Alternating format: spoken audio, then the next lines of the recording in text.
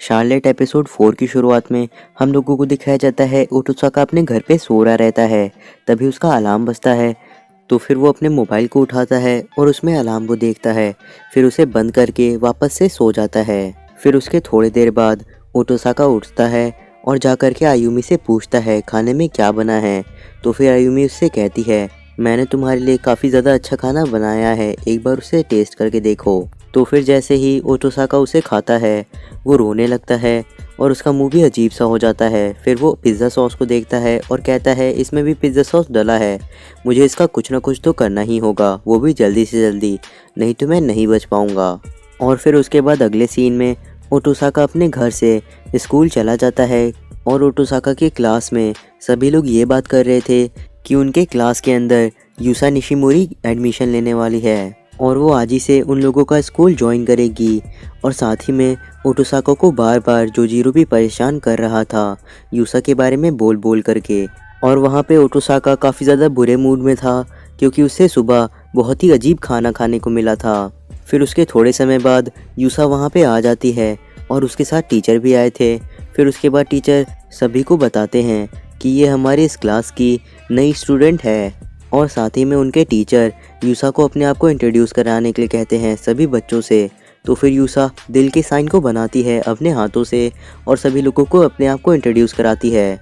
और क्योंकि उनके क्लास में सभी लोग यूसा को पसंद करते थे, इसीलिए जोजीरो अपनी सीट के पास खड़ा होता है और यूसा यूसा कहने लगता है। सभी बच्चे भी यूसा यूसा कहने लगते हैं और क्लास के अंदर अचानक से ही नारे लगने शुरू हो जाते हैं। तभी उनके टीचर उन लोगों को शांत होने के लिए कहते हैं और काफ़ी ज़्यादा गुस्सा करने लगते हैं। फिर उसके बाद वो सभी शांत हो जाते हैं, लेकिन जोजीरो अभी भी शांत नहीं हुआ रहता और वो बार बार ओटोसाका से कह रहा था यूसा के लव मैजिक सील्स और ये सारे अजीब अजीब चीज़ों के बारे में जो कि काफ़ी ज़्यादा काम आते हैं लोगों के ऊपर। और साथ ही में जोजीरो ओटोसाका को यूसा की लव सीरीज़ के बारे में बताता है जिसके अंदर काफ़ी सारे एपिसोड थे। और ये सारी बातें करते करते जोजीरो काफ़ी ज़्यादा जोश में आ जाता है और ओटोसाका के काफ़ी ज़्यादा करीब पहुंच जाता है। इसलिए ओटोसाका उससे डरने लगता है और पीछे की ओर जाने लगता है।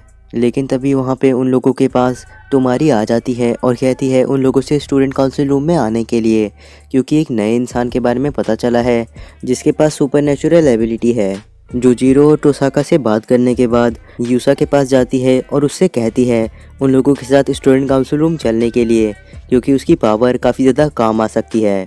उसके बाद वो सभी स्टूडेंट काउंसिल रूम में जा कर के अपने लोकेशन बताने वाले साथी का इंतज़ार कर रहे थे।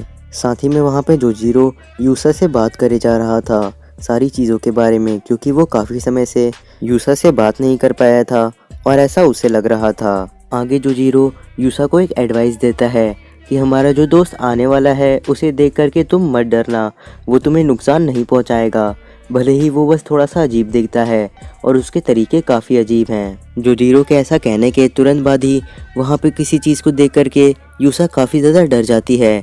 तभी वहाँ पर से वो गीले बालों वाले सीनियर आ जाते हैं। यूसा और भी ज़्यादा डरने लगती है और तुरंत जा करके तोमारी के पीछे छुप जाती है। तभी वो सीनियर अपने हाथ को आगे करके एक ड्रॉप गिराते हैं जिसकी वजह से उस मैप के ऊपर एक लोकेशन पे मार्क हो जाता है। आगे वो ये भी कहता है इस बार के टारगेट की पावर है टेलीकिनेसिस। और इतना कहने के बाद वो सीनियर वहाँ पे चुप हो जाते हैं और धीरे से वहाँ से चले जाते हैं। उन सीनियर के वहाँ से जाने के बाद यूसा फिर से ठीक हो जाती है और उसके बाद वो कहने लगती है मैं तुम लोगों की पूरी मदद करूँगी और चाहूँगी कि सारी चीज़ें अच्छे से हो जाए। यूसा की बात ख़त्म होने के बाद तुम्हारी कहने लगती है अगर हमारे टारगेट की पावर है टेलीकिनेसिस तो मुझे पता है कि वो कौन हो सकता है। फिर उसके बाद वो एक न्यूज़पेपर निकालती है जिसके ऊपर न्यूज़ थी एक बेसबॉल प्लेयर की जो कि काफ़ी ज़्यादा अच्छी पिचिंग करता है और इस लड़के के ऊपर काफ़ी समय से तुम्हारी को शक हो रहा था, इसीलिए वो उसके ऊपर काफ़ी समय से नज़र भी रखी हुई थी। उसके बाद तुम्हारी एक रिकॉर्डिंग को चलाती है जिस रिकॉर्डिंग के अंदर वो लड़का एक बॉल फेंक रहा था। तभी वहाँ पे तुम्हारी उस लड़के के बॉल फेंकने के तरीके को देखने के लिए कहती है और उस लड़के ने गलत तरीके से किया था। फिर उसके बाद वो बोलने लगती है कि बॉल को ऐसे पकड़ के फेंका जाता है, लेकिन उसने ऐसा नहीं किया। इसका मतलब ये है कि वो अपने टेलीकिनेसिस की पावर का इस्तेमाल करता है हर बार बॉलिंग करने के लिए। आगे वो ओटोसाका और बाकी सभी को कहती है कि वो लड़का इस समय कहाँ पे होगा। फिर उसके बाद वो लोग उस जगह पे पहुँच जाते हैं जहाँ पे वो लड़का था और उस समय वो लड़का वहाँ पे बेसबॉल का गेम खेल रहा था, इसलिए वो उन लोगों को जल्दी करने के लिए कहता है। तो फिर टोमारी उस लड़के को कहती है, हम लोग यहाँ पर स्टार ओशन एकेडमी से आए हैं तुम्हें एक वार्निंग देने के लिए, ताकि तुम अपनी पावर्स का इस्तेमाल ना करो। आगे टोमारी उस लड़के से ये भी कहती है, हम लोगों को पता है कि तुम अपनी पावर का इस्तेमाल करते हो बॉल को कंट्रोल करने के लिए, जिससे कि तुम्हारी पिचिंग काफ़ी ज़्यादा अच्छी हो जाती है। तो फिर वो लड़का कहता है, मैं तुम्हारी बात क्यों मान लूँ। तो फिर टोमारी कहने लगती है, ये जो तुम्हारी पावर्स हैं ये ज़्यादा समय तक नहीं रहने वाली, और अगर तुम अपनी पावर्स का ज़्यादा इस्तेमाल करोगे तो तुम लोगों की नज़रों में आ जाओगे, और अगर काफ़ी ज़्यादा इस्तेमाल करोगे जैसा कि तुम अभी कर रहे हो तो तुम्हें साइंटिस्ट पकड़ के ले जाएंगे और तुम्हारे ऊपर काफ़ी सारे एक्सपेरिमेंट करेंगे, और इसी वजह से तुम बेसबॉल कभी नहीं खेल पाओगे। इसलिए मेरी बात मान लो और अपनी टेलीकिनेसिस की पावर को इस्तेमाल करना बंद कर दो। लेकिन वहाँ पे वो लड़का कहने लगता है, मुझे नहीं समझ में आ रहा कि तुम ये सारी क्या बातें कर रही हो। तभी वहाँ पे तुम्हारी उसे एक बार गायब होकर के दिखाती है, जिसे देख कर के उस लड़के को ये यकीन हो जाता है कि तुम्हारी सारी बातें सच कह रही थी। और अब जा कर के वो लड़का थोड़ा थोड़ा डरने लग गया था कि उसे साइंटिस्ट पकड़ के ले जा सकते हैं। और जब वो दोनों बात कर ही रहे थे तभी तक में वहाँ पे यूसा मीसा बन जाती है और उस लड़के के पास जाकर के कहती है, मुझे लगता है तुम एक लूज़र हो, इसलिए तुम्हें जला के राख कर देना चाहिए।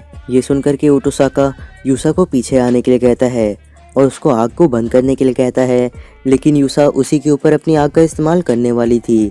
लेकिन तभी टोमारी उन लोगों को रोकती है और उसके बाद कहती है, मेरे पास एक सल्यूशन है। आगे टोमारी उस लड़के से कहती है, तुम ऐसे ही अपनी पावर का इस्तेमाल करना बंद नहीं करने वाले हो ना। मेरे पास एक आइडिया है, क्यों ना हम लोग एक मैच करें बेसबॉल का, और जो भी जीतेगा वो हारने वाले को एक काम कह सकता है जो कि हारने वाले को करना ही होगा। टोमारी की ये बात सुन करके वो लड़का खुशी खुशी हाँ कह देता है। देन उसके बाद वो लोग जब वापस जा रहे रहते हैं तैयारी करने के लिए बेसबॉल के मैच के लिए, तभी वहाँ पे यूसा कहने लगती है, मुझे ऐसा लग रहा है कि कल के मैच के अंदर वहाँ पे आग लगने वाली है। ये सुनकर के ओटोसाका का मुंह नीला पड़ जाता है और वो अपने मन में सोचने लगता है, आखिर ये कल के मैच में क्या क्या जलाने वाली है। देन उसके बाद हम लोगों को अगले दिन दिखाया जाता है कि उस टेलीकिनेसिस वाले लड़के की टीम पूरी तैयार है और दूसरी तरफ ओटोसाका और बाकी लोगों की भी टीम पूरी तरीके से तैयार है मैच के लिए। फिर उसके बाद उन लोगों का मैच शुरू हो जाता है, लेकिन टोमारी एक बात कह देती है जिसकी वजह से उनका एक प्लेयर खेलने से मना कर देता है। लेकिन तभी ही टोमारी उसका अपोजिट कहने लगती है और उससे कहती है खेलने के लिए, जिससे वो लड़का और ज़्यादा गुस्सा होने लगता है कि पहले तुमने वैसा कहा ही क्यों। तो फिर उसके बाद टोमारी यूसा की तरफ इशारा करती है और यूसा उस लड़के के ऊपर अपनी लव सील का इस्तेमाल कर देती है, जो कि उसकी लव सीरीज़ का हिस्सा थे। यूसा के उस सील की मदद से उस लड़के को काफ़ी अच्छा लगता है और जो भी खेलने से मना कर रहा था वो सभी लोग बार बार यूसा की सील की वजह से खेलने के लिए मान जा रहे थे। फिर उसके बाद उन दोनों लोगों की टीमें ही काफ़ी ज़्यादा अच्छे से खेलती हैं और उन दोनों ही टीमों में इतना ज़्यादा कड़ा कंपटीशन चल रहा था कि ऐसा लग ही नहीं रहा था कि दोनों में से कोई जीत पाएगा, और दोनों एकदम बराबरी पे चल रहे थे।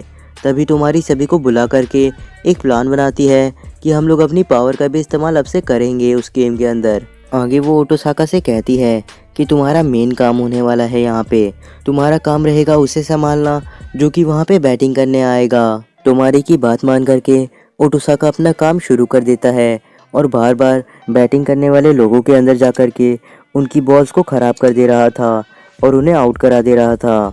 ऐसा ओटोसाका काफ़ी बार करता है और काफ़ी बार ज़मीन के ऊपर बैठ जाता है और बेहोश हो जाता है। भले ही टोसाका के साथ ऐसा थोड़े समय के लिए होता है, लेकिन फिर भी रेफरी उसके लिए परेशान हो चुका था और बार बार उससे पूछ रहा था उसके गिरने पे कि तुम्हें हो क्या रहा है। टोसाका रेफरी से कहता है उसे उसकी चिंता करने की कोई ज़रूरत नहीं है। फिर उसके बाद हम लोगों को दिखाया जाता है ओटोसाका की अपोनेंट टीम का 1 रन बन चुका था। इसी वजह से टोमारी सभी से कहती है अपने प्लान को थोड़ा सा चेंज करने के लिए। उसके बाद वो जोजीरो को बैटिंग करने के लिए भेजती है। जोजीरो से वो कहती है कि तुम अपनी पावर का इस्तेमाल करना, और क्योंकि तुम्हारी पावर है काफ़ी ज़्यादा तेज़ हो जाना, इसी वजह से तुम्हें कोई देख नहीं पाएगा, तो फिर मैं तुम्हें अपने कैमरे की मदद से रिकॉर्ड कर लूँगी सुपर फास्ट मोशन में, और यही हमारा प्रूफ होगा। साथ ही में हम लोगों का ये एक होम रन बन जाएगा इसी चीज़ के साथ। देन उसके बाद जोजीरो बैटिंग करने के लिए चला जाता है और बॉल को धीरे से हिट करके काफ़ी ज़्यादा तेज़ी से भागता है, और उसके भागने की वजह से पूरी जगह पे धूल हो गई थी, कोई भी उसे देख नहीं पाया था। लेकिन तभी वहाँ पे टोमारी अपने कैमरा को लेकर के रेफरी के पास जाती है और उसे अपनी रिकॉर्डिंग दिखाती है, जिसमें से सभी को साफ हो जाता है कि जोजीरो ने एक क्लियर होम रन बनाया है। रेफरी और टोमारी को छोड़ करके अभी तक बाकी किसी को भी कुछ भी पता नहीं था कि यहाँ पे चल क्या रहा है। तभी टोमारी के बार बार कहने की वजह से रेफरी वहाँ पे अनाउंस कर देता है कि यहाँ पे उन लोगों को एक रन मिल चुका है। उसके बाद टोमारी सीधे जोजीरो के पास जाती है और जोजीरो को काफ़ी ज़्यादा चोटें लगी थी और वो स्ट्रेचर के ऊपर लेटा हुआ था। उसका मुंह भी पूरी तरीके से बर्बाद हो चुका था और टोमारी तभी वहाँ पे उसको कहती है कि हम सभी तुम्हारे सेक्रीफाइस को याद रखेंगे और इस गेम को ज़रूर जीतेंगे। देन जोजीरो से बात कर लेने के बाद टोमारी सीधे तोसाका के पास जाती है और उससे कहती है बॉल को एक बार हिट करने के लिए और बाकी वो लोग पूरी तरीके से संभाल लेंगे। तो फिर ओटोसाका वहाँ पे चला जाता है बैटिंग करने के लिए।